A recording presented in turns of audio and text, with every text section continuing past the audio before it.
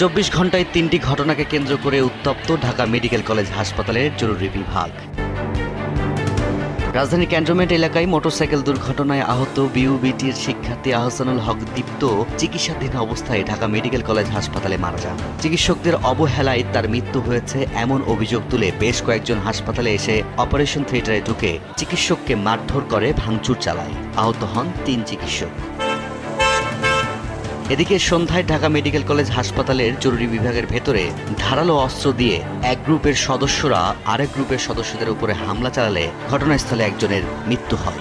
এই ঘটনায় চাপাতি সহ 4 জনকে আটক করেছে সেনাবাহিনী। অপরদিকে রাতে বিষ পান করে হাসপাতালে এক রোগী ভর্তি হলে চিকিৎসাধীন অবস্থায় মারা যান।